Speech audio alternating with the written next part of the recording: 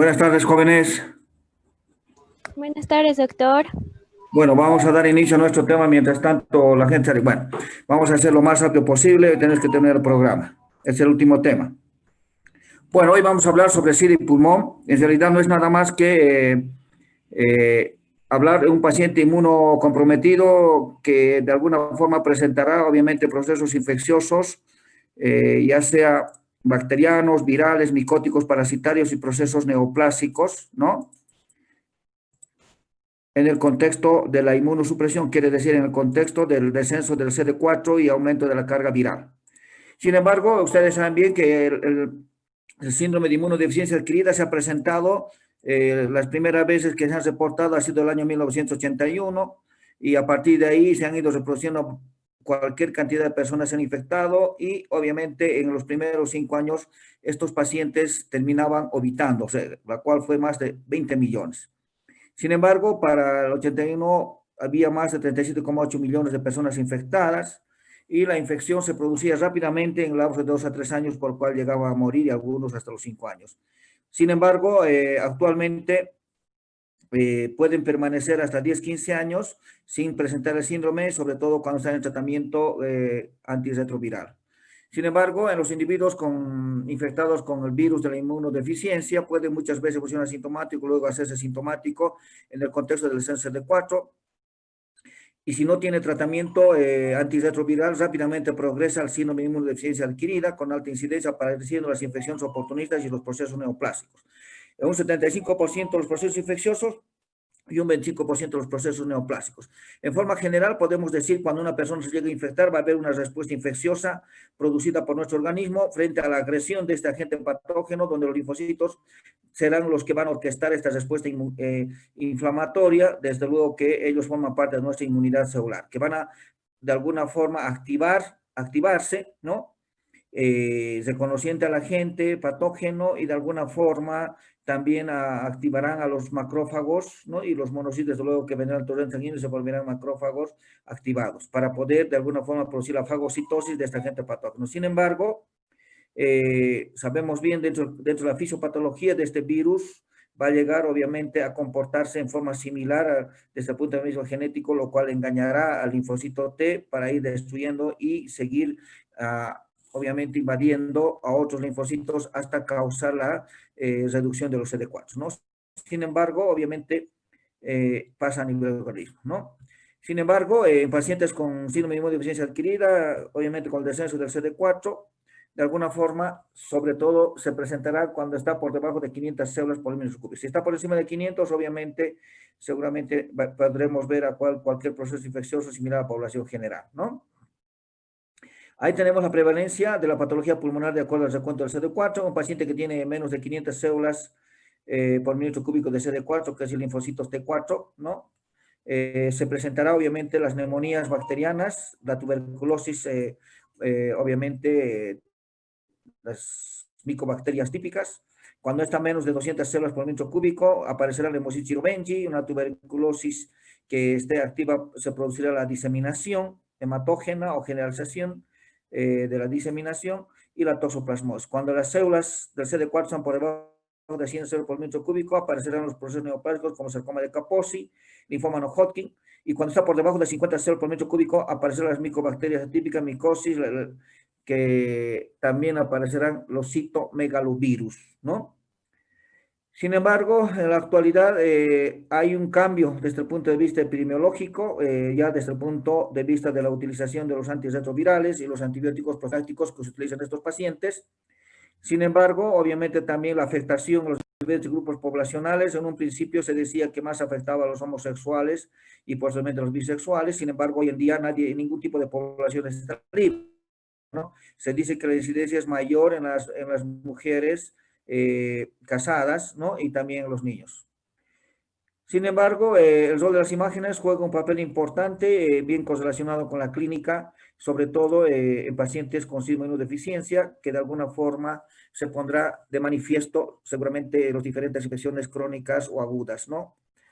Utilizaremos la radiografía con los diferentes patrones, la tomografía igual. Las causas más frecuentes de enfermedades pulmonares en un paciente, hemos dicho, con síndrome de inmunodeficiencia adquirida, pueden ser infecciosas, bacterias micóticas, micobacterias parasitarias, No infecciosas, tenemos los procesos neoplásicos o otros procesos neumónicos que no sean de tipo infeccioso. Ahí tenemos las neumocitis linfocitaria intersticial, la bronquiolitis obliterante, la neumonitis intersticial inespecífica. Y las neoplásicas, tenemos sarcoma de Kaposi, el linfoma, ¿no? Y el carcinoma. Sin embargo, estos procesos infecciosos, desde el punto de vista imagenológico, presentarán los tres patrones radiológicos, principalmente la consolidación, en forma de parches, ¿no? O pueden ser segmentarias o lobales nodulares, con o sin cavitación, o podrá haber infiltrados intersticiales, como el caso de la neumonía por neumocitis girubengi. Puede algunas veces estar acompañada de adenopatías y derrame pleural. Sin embargo, para detectar con mayor precisión la extensión y el tipo de patrón, seguramente mejor será solicitar una tomografía de tórax, ¿no? Con y sin contraste. Desde luego, una sensibilidad del 53% y una sensibilidad del 63%.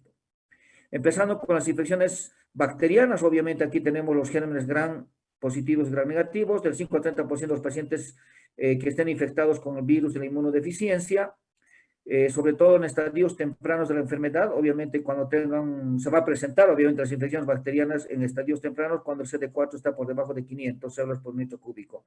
Estarán presentes las bronquitis agudas, las neumonías bacterianas, ¿no?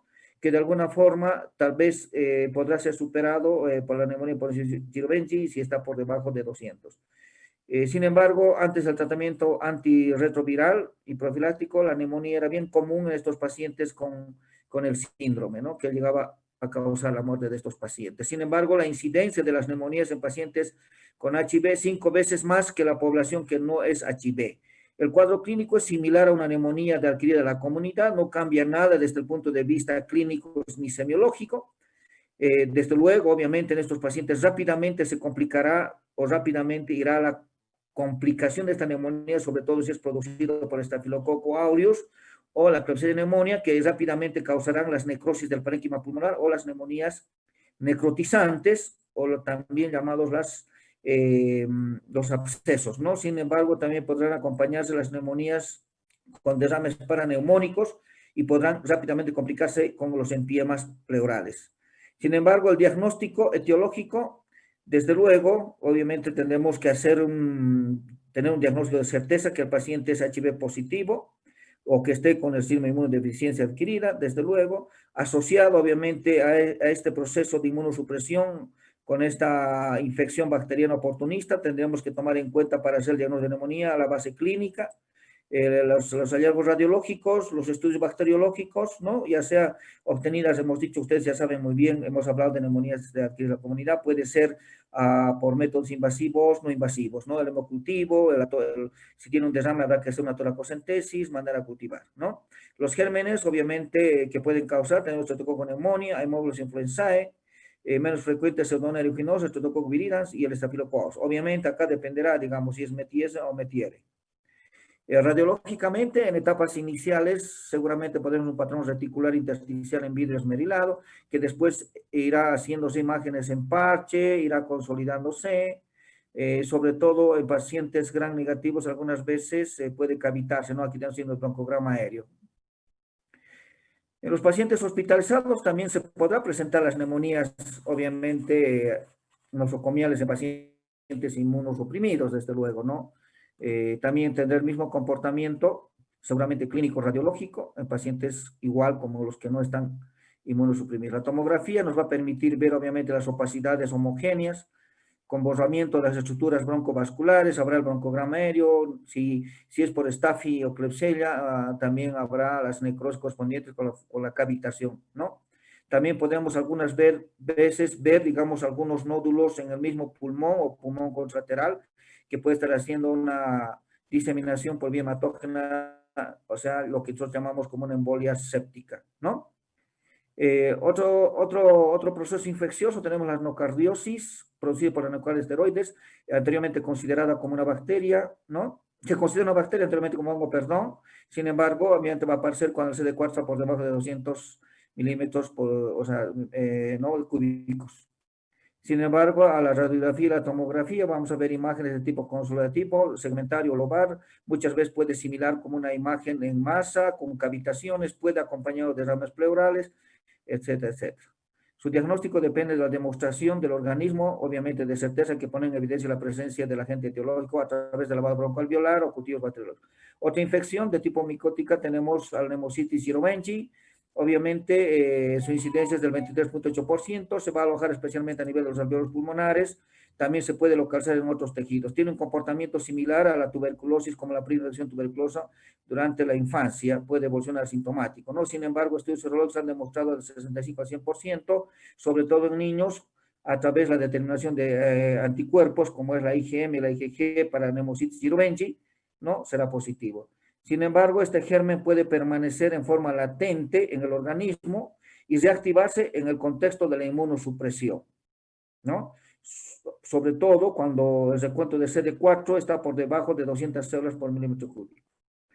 Los síntomas clínicos de la neumonía por Pneumocystis jirovecii será igual, ¿no? Fiebre, tos con expectoración inicial seca, luego será productiva, habrá disnea, hipoxemia, puede haber dolor pleurítico, lo cual nos indica muchas veces neumotórax, sobre todo si este paciente ya está diagnosticado con neumonía por o tiene Pneumocystis jirovecii y está en tratamiento con aerosols como la pentaminina, de alguna forma puede evolucionar con neumotórax, ¿no?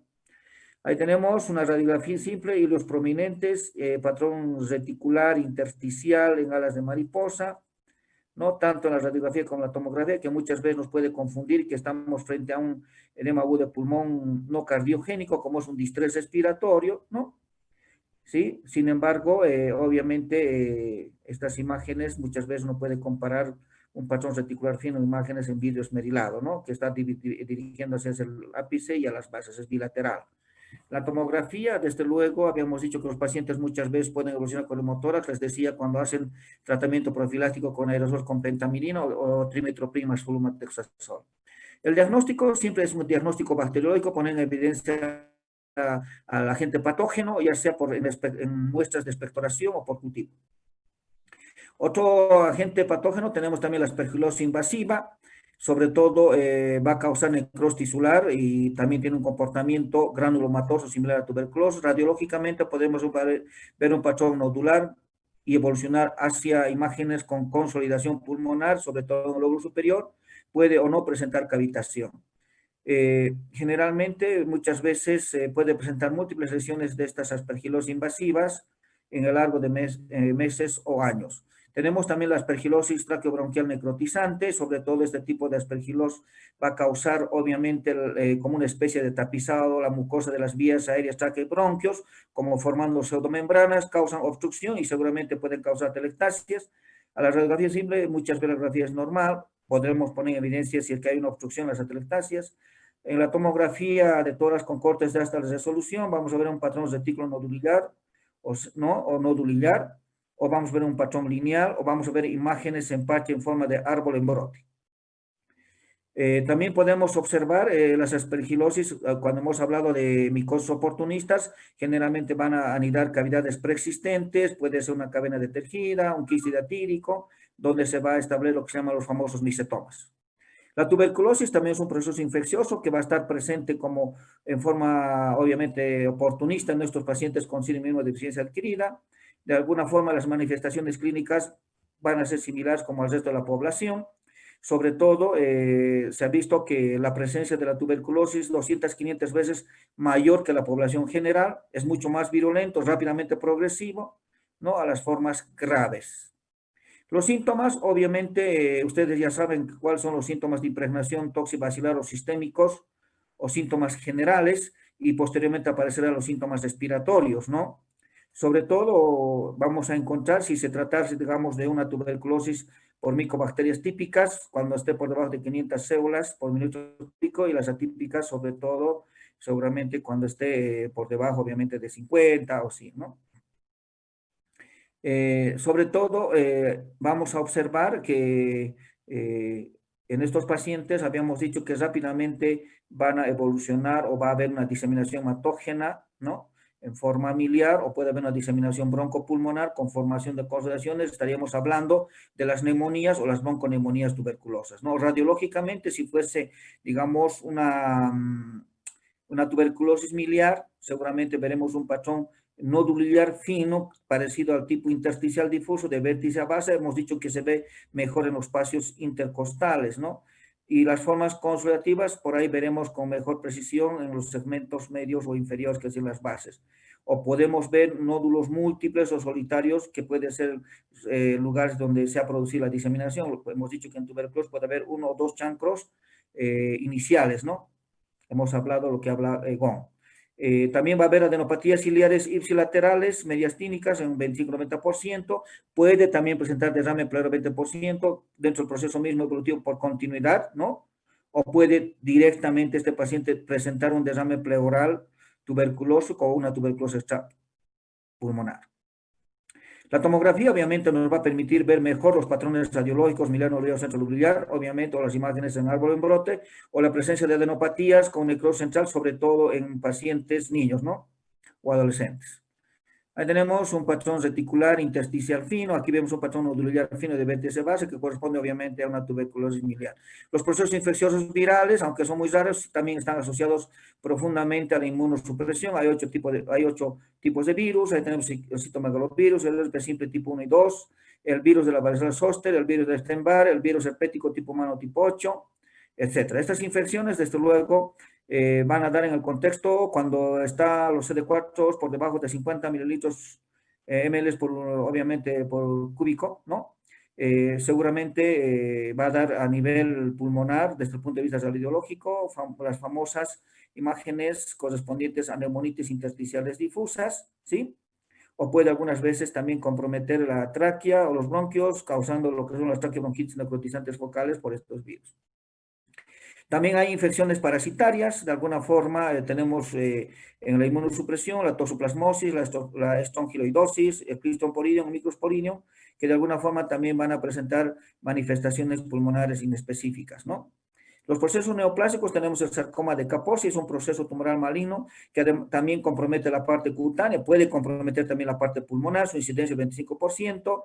Estas son lesiones linfangio proliferativas, sobre todo se dice que antes se presentaba más en hombres homosexuales, bisexuales, adultos, ¿no? Este tipo de enfermedades neoplásicas ya en etapas finales mismo del síndrome de inmunodeficiencia adquirida, la relación hombre-mujer era más frecuente en hombres que en mujeres, ¿no?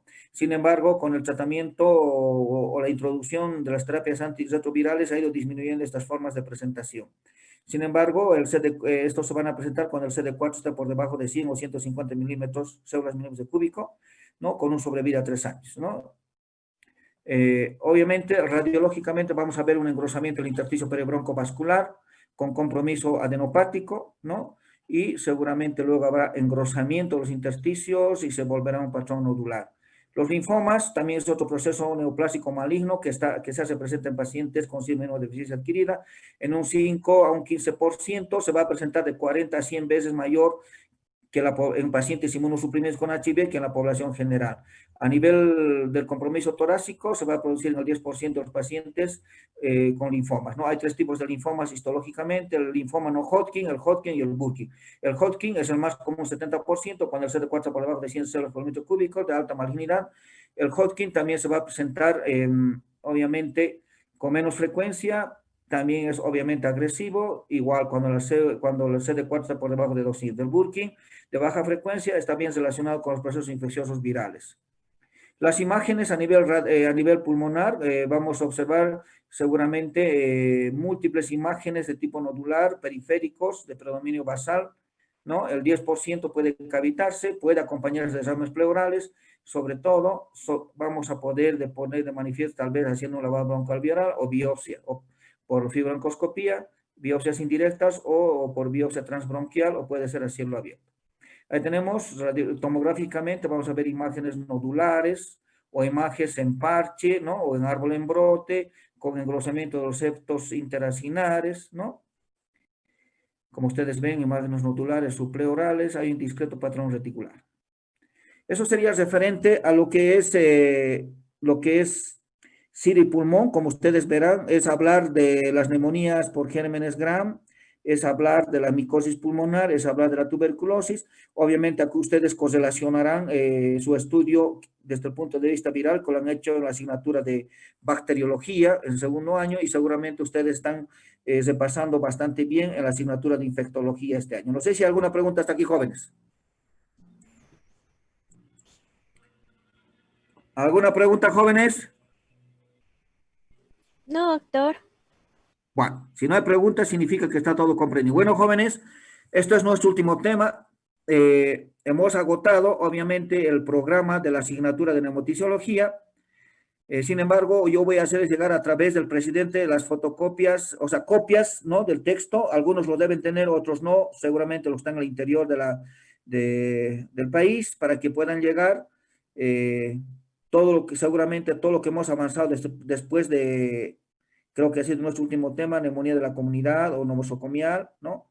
Hemos avanzado asma bronquial, EPOC y bronquitis que hemos dado el primer parcial. Todo lo que se ha avanzado después de esto sería todo lo que corresponde al segundo parcial y obviamente y al final entrará todo lo que hemos avanzado, ¿no? Otra cosa, sin embargo, quiero decirles, los trabajos prácticos que les había dado sobre el tema de tuberculosis, que hagan las transcripciones, algunos no han enviado, entonces voy a solicitar a través de vuestros presidentes que me vuelvan a hacer llegar de nuevo. Yo le voy a decir qué fecha para que yo pueda acumular directamente obviamente en un archivo, ¿sí? Y poderlos calificar. Algunas personas sé que están mal en los primeros parciales, les servirá mucho para, de alguna forma, compensar esas calificaciones. ¿De acuerdo? Si no hay preguntas, jóvenes, muy buenas tardes. Nos estaremos poniendo en contacto a través de sus presidentes. Muy buenas tardes, jóvenes. Hasta luego. Hasta luego. Hasta luego, doctor. Hasta luego, doctor. Muchas gracias.